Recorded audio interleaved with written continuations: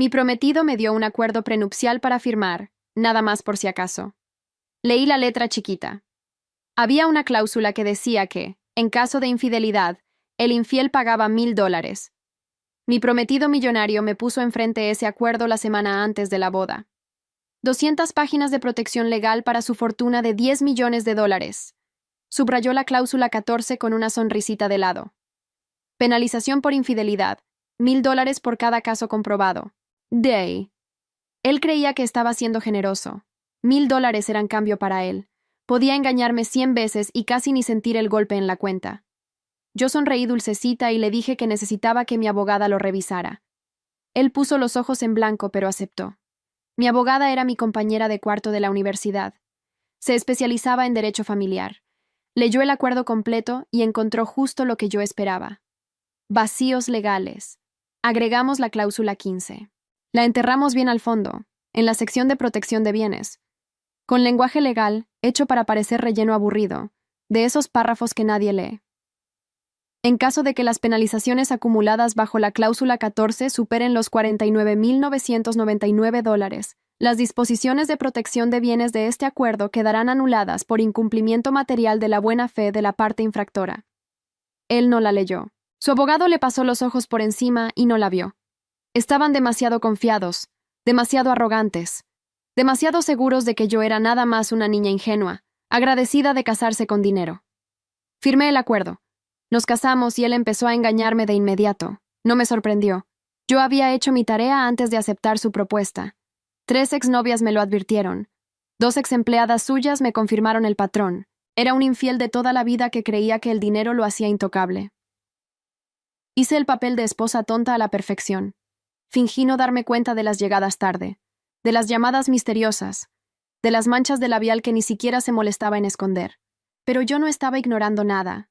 Estaba documentando. Instalé cámaras escondidas en la casita de visitas, donde se llevaba a sus aventuras. Le puse un GPS al coche. Guardé cada recibo de hoteles y restaurantes. Contraté a un investigador privado para los casos que yo no podía grabar por mi cuenta. Armé una hoja de cálculo. Fechas, nombres, lugares, pruebas. Cada entrada respaldada con fotografías, videos o registros financieros. No lo confronté. No lloré. Lo dejé ir sumando los números. A lo largo de 3 años, documenté exactamente 50 casos distintos de infidelidad, 50 noches con otras mujeres, 50 traiciones grabadas en cámara o confirmadas por investigación, 50 entradas en mi hoja de cálculo. Cuando por fin metí la demanda de divorcio, no me temblaron las manos. Llevaba 3 años esperando ese momento y lo había repasado en mi cabeza tantas veces que los dedos se movían solos sobre los papeles. Firmé en la oficina de Adriana, mi abogada y mi amiga desde la universidad, la única persona que me creyó cuando le conté lo que pensaba hacer, una madrugada, mientras le servía café en la cocina de su departamento. Adriana puso la hoja de cálculo sobre el escritorio y empezó a contar en voz alta. No le hacía falta. Ya sabíamos el número de memoria, pero quería que yo lo escuchara una última vez. Caso 1, el hotel del aeropuerto. Caso 2, la recepcionista nueva de su oficina. Caso 3, la del gimnasio. Su dedo bajaba por la pantalla, renglón por renglón. Cada nombre era una noche que yo había pasado despierta, fingiendo dormir, escuchando la puerta de la cochera abrirse a las 3 de la madrugada. Caso 50, dijo al final, y levantó la vista.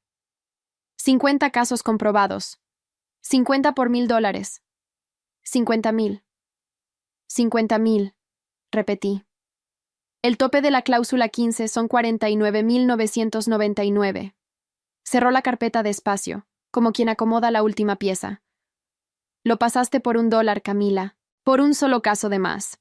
La protección de bienes se cae completa. Los 10 millones entran a la repartición. Sentí algo apretarse en el estómago. No era miedo. Era el peso de 3 años por fin aterrizando en el piso. ¿Estás segura de que va a aguantar enfrente del juez? Él lo firmó. Su abogado lo revisó y puso sus iniciales en cada página. Ninguno de los dos puede pararse en una corte y decir que no sabía. Se inclinó hacia mí, con esa calma que yo le envidiaba. Esa es la parte bonita. No estamos haciendo trampa. Le estamos cobrando exactamente lo que él aceptó pagar. Ni un centavo más. 3 años, dije. más para mí que para ella. 3 años sonriéndole en el desayuno. 3 años construyendo esto. Adriana golpeó la carpeta con un dedo. Cualquier otra lo hubiera confrontado en la primera noche, le hubiera gritado, roto un plato, y él la hubiera sacado de la casa con el prenup en la mano. Tú esperaste, por eso ganas. Me acordé de la primera vez que encontré una mancha de labial en su camisa. Me había encerrado en el baño con la camisa en las manos, temblando, lista para reclamarle. Y luego respiré, doblé la camisa, la guardé en una bolsa con la fecha escrita, y bajé a servirle la cena. Esa noche aprendí a callarme. Esa noche empezó la hoja de cálculo. Derek recibió la demanda un martes en la mañana. Yo ya no vivía en la casa. Me había mudado 2 semanas antes a un departamento chiquito del otro lado de la ciudad, con 2 maletas y mis cajas de evidencia. Me llamó a los 20 minutos. Contesté en el primer timbre. Llevaba años esperando esa llamada. ¿Es en serio esto? Tenía esa risita burlona que le conocía de memoria. ¿Me mandas a un señor con un sobre a la puerta? Me lo pudiste haber dicho en la cena, Camila.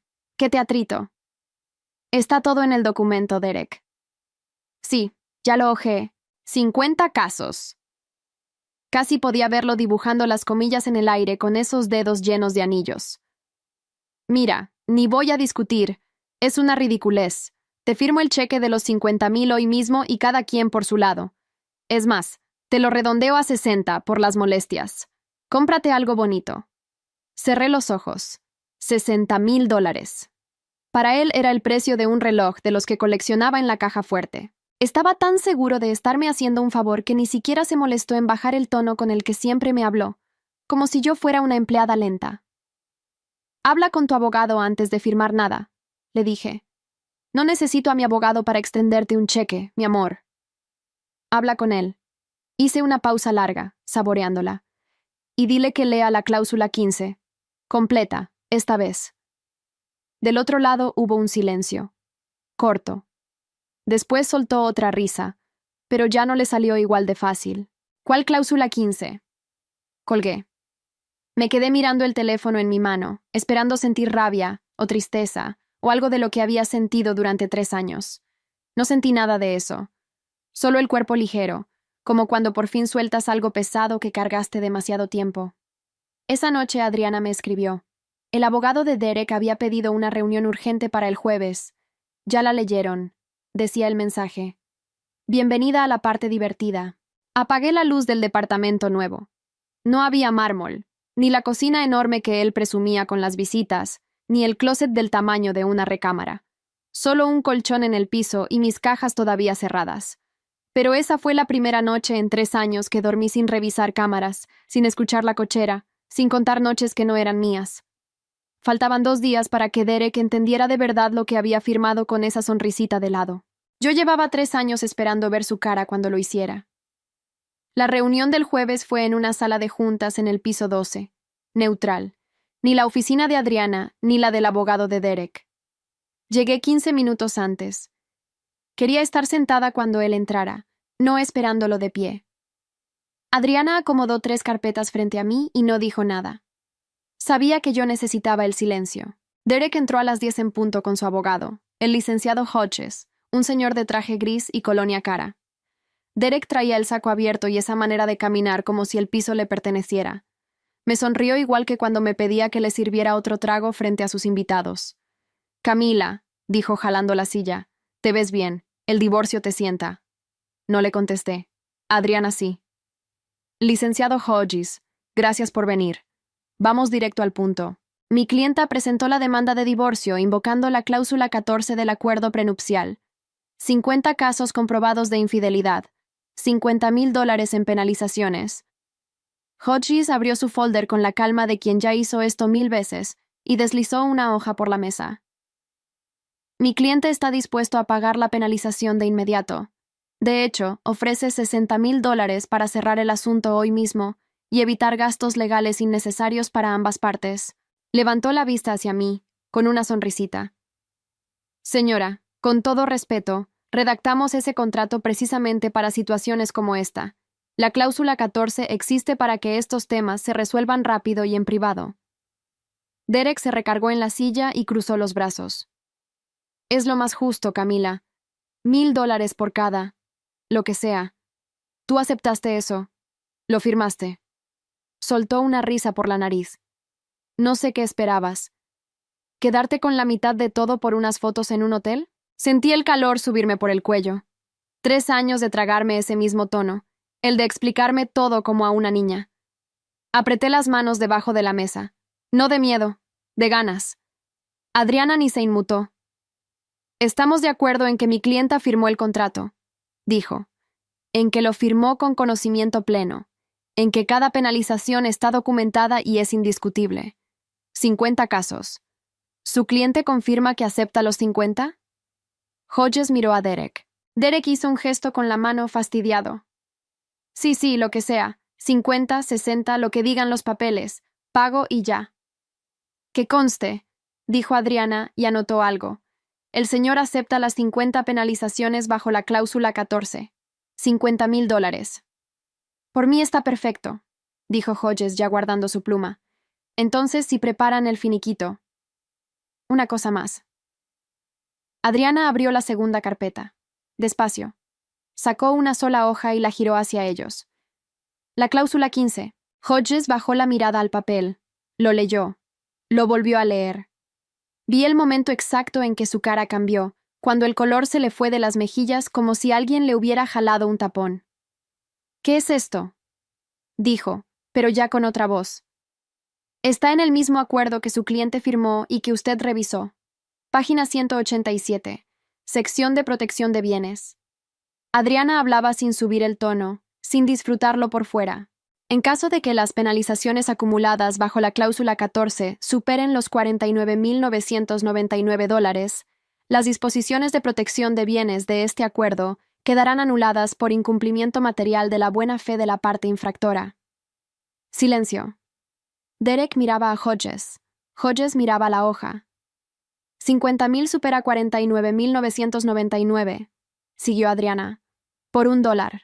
Su cliente acaba de confirmar, frente a testigos, que acepta las 50 penalizaciones. Con eso, la protección patrimonial del prenup queda anulada. Los $10 millones y todos los bienes adquiridos entran a repartición conforme a la ley estatal.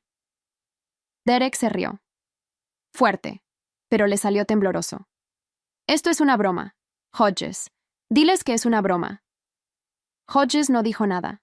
Pasaba el dedo por el párrafo una y otra vez, como si las palabras fueran a cambiar de orden. ¿Tú sabías de esto? Derek se volteó hacia él. Te pagué para que leyeras cada página. Me dijiste que estaba blindado. Estaba. La cláusula está redactada para parecer relleno estándar, murmuró Hodges. Boilerplate. Yo. Me dijiste que estaba blindado. Derek dio un golpe en la mesa que hizo brincar las carpetas. Yo no me moví. Lo miré dar el golpe. Lo miré ponerse rojo. Y por primera vez en 5 años no sentí nada de miedo. Lo había visto gritarles así a meseros, a empleados, a mí, siempre desde arriba. Ahora le gritaba a su propio abogado porque la niña ingenua le había metido la trampa dentro de su propio contrato. Camila. Bajó la voz. Intentó la sonrisa otra vez, pero ya no le funcionaba la cara. Camila, mírame. Nosotros podemos arreglar esto entre nosotros, sin abogados, como adultos. Yo sé que estás enojada. Tienes razón en estar enojada. ¿Ahora tengo razón?, dije. Fue la primera vez que abrí la boca en toda la reunión. Hace 2 semanas yo era una loca que armaba teatritos. Estaba molesto, no quise. Tú firmaste, Derek. Usé exactamente su tono, el de explicarle algo a alguien lento. Lo firmaste con conocimiento pleno. No sé qué esperabas. Hodges se quitó los lentes y se talló los ojos. Vamos a necesitar revisar esto con calma, dijo. Solicito que suspendamos la reunión. Por supuesto, dijo Adriana cerrando su carpeta. Tómense el tiempo que necesiten. La cláusula no se va a ir a ningún lado. Lleva 3 años ahí. Derek se levantó tan rápido que la silla rodó hasta pegar en la pared. Me señaló con un dedo, y le temblaba. Esto no se va a quedar así. ¿Me oyes? Voy a contratar a los mejores abogados de la ciudad. Voy a tumbar ese contrato. Vas a quedarte sin nada, igual que cuando llegaste. Me puse de pie también. Despacio. Le sostuve la mirada. Cuando llegué no tenía nada, y aún así fui más lista que tú y tu ejército de abogados. Tomé mi bolsa. Imagínate ahora. Salí de la sala sin esperar el elevador con él. Adriana me alcanzó en el pasillo. No sonrió, pero me apretó el brazo. Lo va a intentar, me dijo en voz baja. Va a contratar gente, va a venir con todo. Prepárate. Que venga. Apreté el botón del elevador. Llevo 3 años preparándome. Esa noche, en mi departamento sin muebles, me senté en el piso y volví a abrir la hoja de cálculo. 50 renglones, 50 noches que había guardado en silencio mientras le servía la cena, y él me decía que yo no entendía nada de negocios. Pasé el dedo por la pantalla, renglón por renglón, igual que Adriana en su oficina. Y esta vez, sola, sí me permití sonreír. La gente piensa que lo difícil de documentar una traición es conseguir las pruebas. No es eso. Lo difícil es servirle el café a la mañana siguiente y sonreír. Yo supe quién era Derek antes de la boda. Una de sus exnovias me buscó por mensaje cuando vio el anuncio del compromiso. No sé si me vas a creer, escribió, pero necesitas saber con quién te estás casando. Nos vimos en una cafetería cerca de mi trabajo.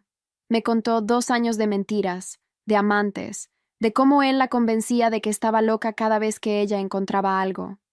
Después aparecieron otras 2. Y 2 exempleadas de su empresa que renunciaron sin explicación.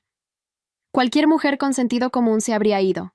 Yo me senté en mi coche, en el estacionamiento, con las manos en el volante, y pensé despacio. Derek tenía $10 millones y un contrato hecho para protegerlos. Si me iba, él ganaba. Seguía con su vida, con su dinero, buscando a la siguiente. Si me quedaba, callada, paciente, él mismo me iba a entregar todo. Solo tenía que aguantar. La primera prueba llegó 3 semanas después de la boda. Una mancha de labial en el cuello de su camisa, rojo, descarado, de un tono que yo no usaba. Me encerré en el baño con la camisa en las manos, temblando, con la garganta cerrada. Quería bajar y aventarle la camisa a la cara. En vez de eso, respiré hasta que se me calmaron las manos. Doblé la camisa. La metí en una bolsa de plástico con cierre. Escribí la fecha con un plumón. Y bajé a preguntarle cómo había estado su día. «Cansado», me dijo sin levantar la vista del teléfono. Junta tras junta. «Pobre», contesté, y le serví la cena. Esa noche, cuando él se durmió, bajé a la cochera y revisé el GPS que le había instalado en el coche 2 días antes, escondido bajo el tapete del maletero. El punto rojo no había estado en ninguna junta. Había estado 4 horas en un hotel cerca del aeropuerto. Anoté la dirección, la hora de entrada, la hora de salida. Renglón 1. Con el tiempo me volví metódica. La casa tenía una casita de visitas al fondo del jardín, separada, con su propia entrada. Derek la usaba para sus reuniones de negocios de fin de semana. Compré 2 cámaras pequeñas, del tamaño de un botón, y las puse yo misma un lunes que él se fue de viaje. Una en el reloj de pared, otra en la base de una lámpara. Aprendí a revisar las grabaciones desde mi teléfono, en el baño, con el agua de la regadera corriendo para que no se oyera nada. No todo lo podía grabar yo. Para los viajes contraté a un investigador, un señor callado de apellido Morales que me entregaba sobres con fotos y un reporte escrito, fechado y firmado. La primera vez que abrí uno de esos sobres, en mi coche, vi a Derek entrando a un restaurante con una mujer del brazo, riéndose, con la mano en su cintura como nunca la puso en la mía. Me quedé mirando la foto un rato largo. Esperé sentir que se me rompía algo, pero ya no quedaba nada que romper. Solo guardé la foto en la carpeta y manejé a casa a hacer la cena. Lo más difícil no eran las pruebas, eran las cenas. Derek amaba tener invitados, socios, gente a la que impresionar. Me sentaba en la cabecera opuesta y él contaba sus historias. Y a veces, cuando quería una risa fácil, me usaba a mí. Camila no entiende nada de negocios, le dijo una vez a una mesa de 8 personas, dándome una palmadita en la mano como a una mascota. Si por ella fuera, regalaríamos la empresa. Por eso las decisiones las tomo yo. Todos rieron. Yo también sonreí. Me reí de mi propio chiste mientras pensaba en el sobre de Morales que tenía escondido en el closet, en el reporte con la mujer del restaurante, en el renglón 23 de mi hoja de cálculo. Esa noche, mientras lavaba las copas, No sentí humillación. Sentí algo frío y firme. Él creía que la tonta era yo. Hubo noches en que sí me quebré. Una madrugada, sentada en el piso del closet, rodeada de sobres y bolsas con fechas, lloré sin hacer ruido, con la mano en la boca, agotada de fingir. No extrañaba a Derek. Extrañaba ser una persona que podía decir lo que sentía en su propia casa. Llevaba meses hablando 2 idiomas, el de la esposa sonriente en el desayuno y el de la mujer que contaba traiciones en silencio. Esa noche le marqué a Adriana a las 3 de la mañana. ¿Cuánto más?, le pregunté. ¿Cuánto más tengo que aguantar? Hasta el número 50, me dijo con la voz ronca de sueño pero clara. Ni uno menos. 49 no nos sirve de nada. 50 lo cambia todo. Aguanta, Camila. Estás tan cerca. Colgué y volví a guardar los sobres. Me lavé la cara. A la mañana siguiente le pregunté a Derek si quería huevos revueltos o estrellados. 3 años. 50 renglones. Cada uno con su fecha, su lugar, su prueba. Cumpleaños que pasé revisando cámaras. Una Navidad en que él salió a comprar hielo y volvió 3 horas después oliendo a otro perfume. Y yo apunté la hora mientras envolvía regalos. Un aniversario en que me regaló unos aretes carísimos con la misma mano con la que esa misma semana había firmado la cuenta de un hotel que Morales ya tenía fotografiada. El día que Morales me entregó el sobre número 50, no fui a casa de inmediato. Me quedé en el estacionamiento del centro comercial, abrí la carpeta en la laptop y bajé hasta el último renglón. Caso 50. La hoja estaba completa. 3 años de mi vida convertidos en una columna de fechas. Le marqué a Adriana. Ya está, le dije. Son 50. Del otro lado hubo un silencio. Después la oí soltar el aire despacio. Entonces metemos la demanda el lunes, dijo. Ya no tienes que sonreírle ni un día más. Esa noche, la última que dormí en esa casa, hice algo que no había hecho en 3 años. Cuando Derek llegó tarde, oliendo a lo de siempre, y me dijo que había estado en una junta, no le contesté pobre. No le serví la cena. Solo lo miré desde el sofá, lo miré de verdad, y me di cuenta de que ya no le tenía miedo. Él pensó que mi silencio era el de siempre. No sabía que era distinto. Era el silencio de alguien que ya tiene todo lo que necesita y solo está esperando el lunes. Adriana tenía razón. Derek vino con todo. Lo primero fue el dinero. 10 días después de la reunión, Adriana me llamó a las 7 de la mañana, cuando todavía estaba en el colchón del piso. Despierta y siéntate, me dijo. Tu marido está moviendo activos. Derek había intentado transferir $3 millones de una cuenta de la empresa a la cuenta de un supuesto socio en otro estado. También había puesto en venta el departamento del centro, el que estaba a su nombre, con una inmobiliaria, en silencio, por debajo del precio, con prisa de quien quiere deshacerse de algo antes de que se lo quiten. ¿Puede hacer eso?, pregunté, ya de pie, buscando mis zapatos. No después de que se presentó la demanda. Hay una orden que congela los bienes en disputa. Lo que acaba de hacer no es solo inútil, es prueba de mala fe. Oí que tecleaba. Camila, esto nos ayuda. Cada vez que intenta esconder algo, le está confirmando al juez que sabe que va a perder. Lo estoy documentando todo. Que siga. Y siguió. Trató de vaciar una caja de seguridad del banco. El banco, con la orden ya notificada, no lo dejó entrar. Movió 2 coches a la casa de su mamá. Adriana mandó registrar los 2 como bienes de la sociedad conyugal antes de que él terminara de estacionarlos. Cada movimiento de Derek chocaba con un papel que Adriana ya había firmado el día anterior. Era como verlo correr contra una pared que él mismo no veía.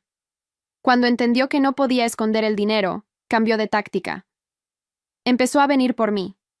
Una prima mía me llamó, incómoda.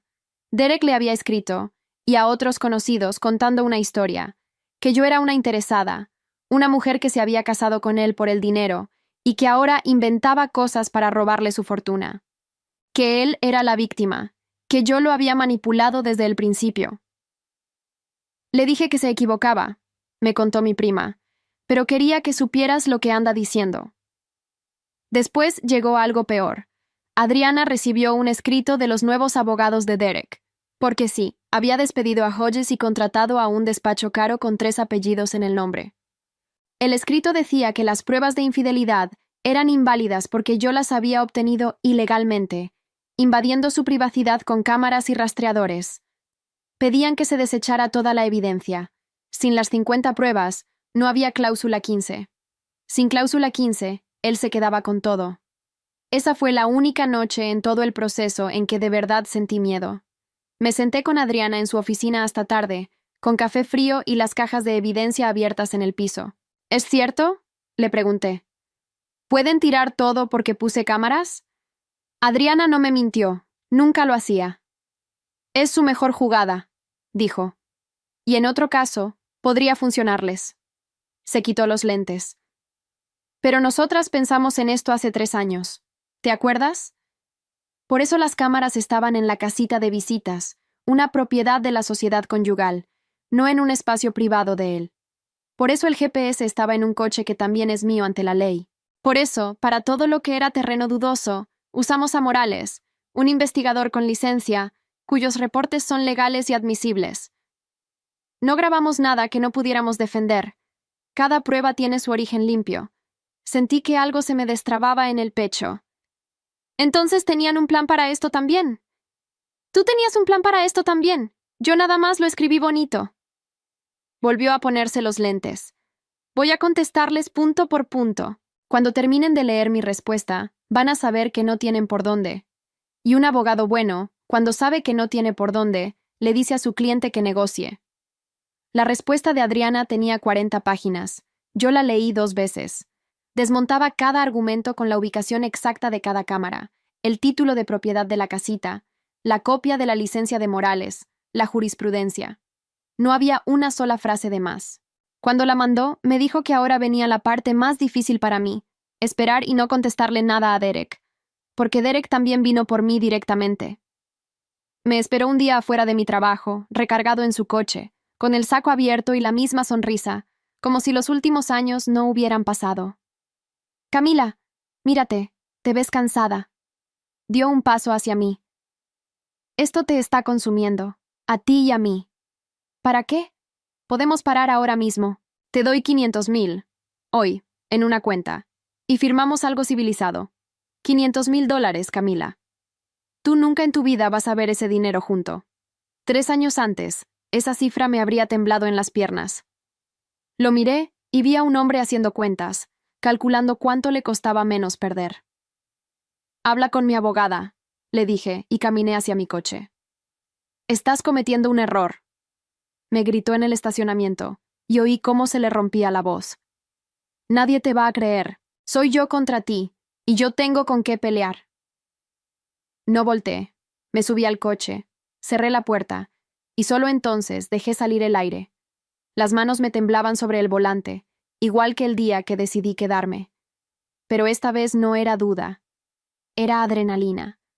Esa noche le marqué a Adriana y le conté lo de los 500,000. Subió de 60,000 a $500,000 en 3 semanas, dijo ella, y casi pude oírla sonreír. ¿Sabes lo que eso significa? ¿Qué? Que sus abogados ya leyeron mi respuesta.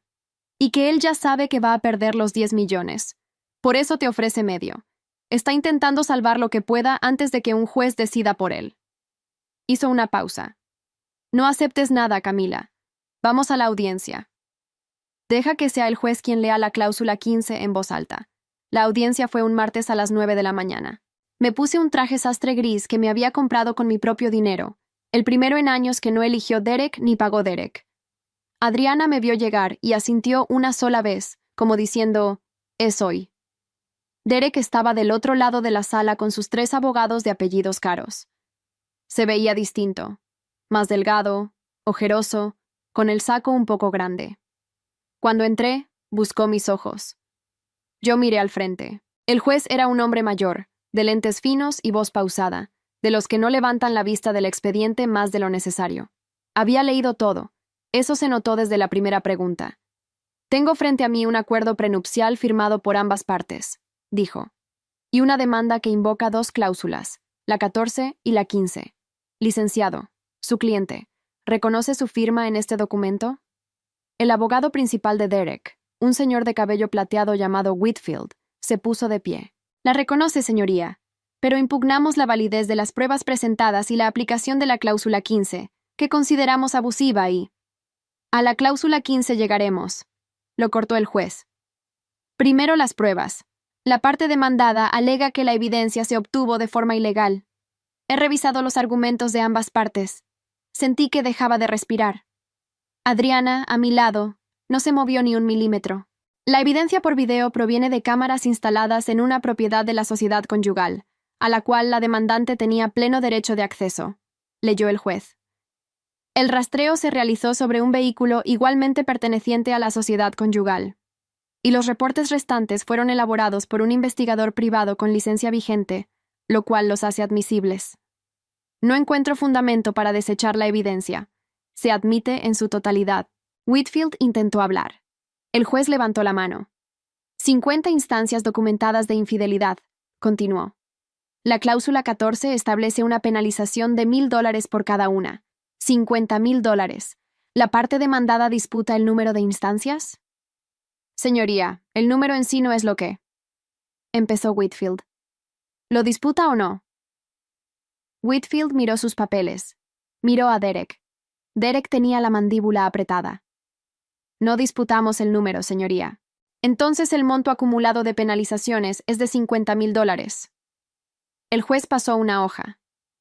La cláusula 15 de este mismo acuerdo establece, y cito textual, en caso de que las penalizaciones acumuladas bajo la cláusula 14 superen los $49,999, las disposiciones de protección de bienes de este acuerdo quedarán anuladas por incumplimiento material de la buena fe de la parte infractora. Levantó la vista por primera vez. 50,000 supera esa cifra.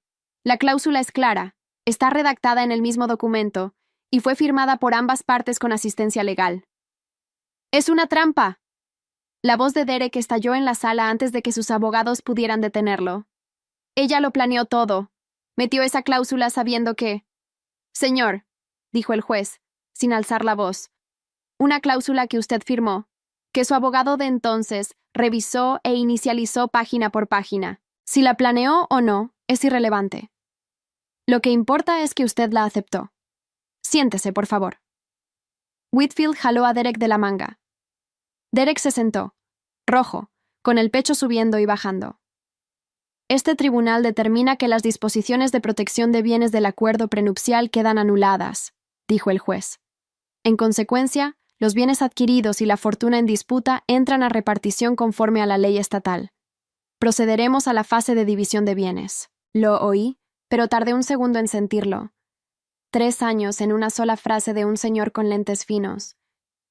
Adriana, debajo de la mesa, me apretó la rodilla. No volteé a verla porque si la veía iba a llorar, y no quería llorar enfrente de Derek. Me quedé mirando mis propias manos sobre la mesa. Estaban quietas. Por primera vez en 3 años, frente a Derek, no me temblaban. Adriana se inclinó y me dijo al oído, muy bajo, que ya estaba, que lo había logrado yo, y no ella. Asentí despacio, con la garganta cerrada, y seguí mirando al frente. Lo que vino después fue rápido. Los abogados de Derek pidieron un receso. Cuando volvieron, Whitfield ya no hablaba de impugnar nada. Hablaba de negociar. Y Derek, que 3 semanas antes me ofrecía $60,000 como una limosna, ahora me mandaba ofertas a través de su abogado, en hojas que Adriana ni terminaba de leer. En el pasillo, durante el receso, Derek se me acercó. Sus abogados intentaron pararlo, pero los hizo a un lado. Camila. La voz le salió baja, casi suave. 5 millones, la mitad. Lo dividimos por la mitad y esto se acaba hoy. Por favor, no me dejes sin nada. Me acordé de la mujer del restaurante, de la mano en su cintura. Me acordé de la cena donde me palmeó la mano como a una mascota. Me acordé de las 3 de la mañana en el piso del closet, con la mano en la boca para no hacer ruido. ¿Sin nada?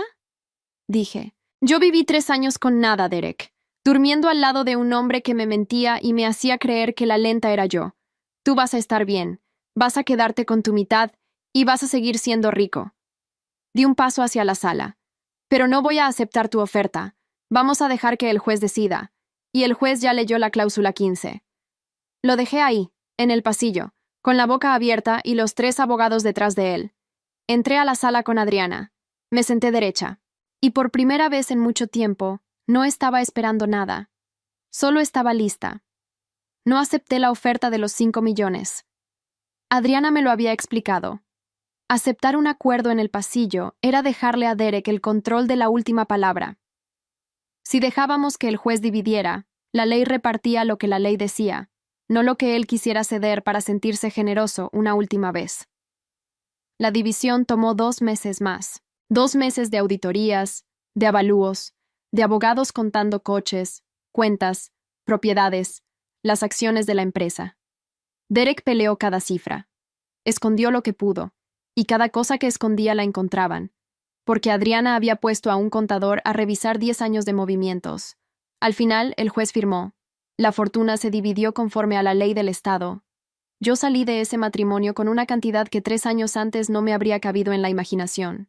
El día que el juez leyó la cifra final, Derek no me miró. Tenía la vista clavada en la mesa, las manos entrelazadas tan fuerte que se le marcaban los nudillos. Cuando terminó la audiencia, sus abogados recogieron sus folders en silencio y se fueron sin estrecharle la mano. Lo vi quedarse sentado un momento más, solo, en una sala que se vaciaba. El hombre que durante años llenó restaurantes con su voz, contando historias para que todos rieran, ahora no tenía a quien contarle nada. Pero no fue el número lo que recuerdo de ese día. Fue salir del juzgado, pararme en la banqueta bajo el sol y sentir que el aire entraba completo, hasta el fondo, sin nada apretándome el pecho. Llevaba 3 años respirando a la mitad. Derek me buscó una vez más, semanas después. Me llamó de un número que no conocía. «Solo quiero entender», dijo, y la voz ya no tenía nada de aquella sonrisa. «¿Desde cuándo? ¿Desde cuándo lo planeabas?» «Desde el día que tu exnovia me escribió, antes de la boda», le dije. «Tú me diste el contrato pensando que era una niña. Yo nada más leí la letra chiquita, como tú me dijiste que hiciera». Se quedó callado. Después colgó. No volvió a llamar. Lo primero que hice con el dinero no fue comprarme nada. Le pagué a Adriana lo que le debía, completo, y le pagué de más, porque 3 años antes ella había leído un prenup de 200 páginas a las 2 de la mañana sin cobrarme un peso, solo porque me creyó. Después saqué a Morales a comer y le agradecí cada sobre. Esos 2 fueron las únicas 2 personas que supieron la verdad mientras yo la cargaba sola. Me tomó tiempo aprender a vivir sin estar fingiendo. Las primeras semanas en mi departamento nuevo me despertaba a las 3 de la mañana por costumbre, con el impulso de revisar cámaras que ya no existían, de escuchar una cochera que ya no era mía. Poco a poco el cuerpo entendió que ya no había nada que vigilar. Dormí. Dormí como no dormía desde la universidad. Volví a la casa grande una sola vez, a recoger las últimas cajas. Caminé por los cuartos vacíos. El mármol que tanto presumía Derek. La cocina enorme donde le serví 3 años de cenas con una sonrisa puesta. No sentí nostalgia. Pasé por la casita de visitas del fondo, donde había escondido las cámaras, y me detuve un segundo en la puerta. Después seguí caminando hacia mi coche, con mis 2 cajas, sin voltear. Esa casa nunca fue mía. Mi departamento sin muebles, ese sí. No me quedé sentada sobre el dinero. Conocía el negocio de Derek mejor que él, porque durante 3 años lo había escuchado presumir en cada cena mientras yo no entendía nada. Sabía qué hacía bien y, sobre todo, sabía qué hacía mal. Renté una oficina chica, contraté a 3 personas y empecé algo mío en la misma ciudad. Pequeño al principio. La gente del medio me veía y veía a la exesposa de Derek, la que tuvo suerte en el divorcio. Los dejé pensar eso. Yo ya sabía lo que valía mi paciencia. No necesitaba que ellos lo supieran todavía.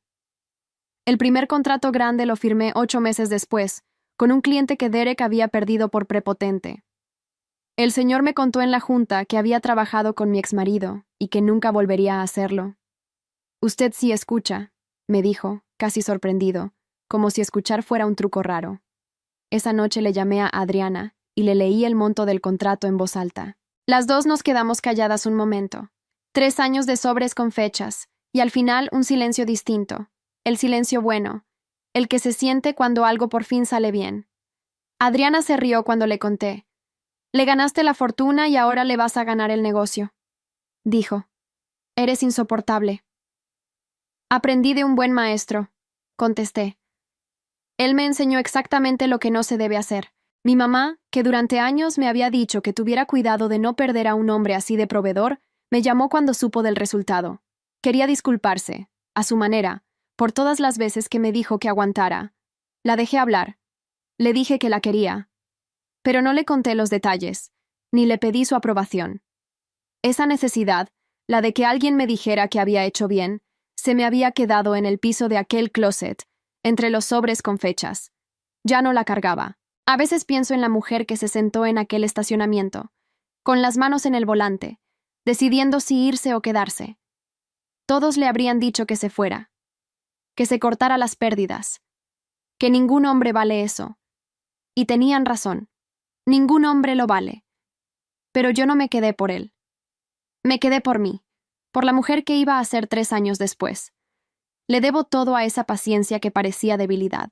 El mes pasado pasé manejando por la avenida donde Derek me gritó, en aquel estacionamiento, que nadie me iba a creer, que era él contra mí y que él tenía con qué pelear. Iba en mi propio coche, uno que escogí yo, que pagué yo, rumbo a mi propia oficina con mi nombre en la puerta. No bajé la velocidad para mirar el lugar. No tuve que hacerlo. Conduje derecho, con las 2 manos firmes en el volante, sin que me temblaran. Ya no manejo para que nadie me vea. Manejo porque por fin sé, sin que ningún contrato me lo diga, exactamente cuánto valgo.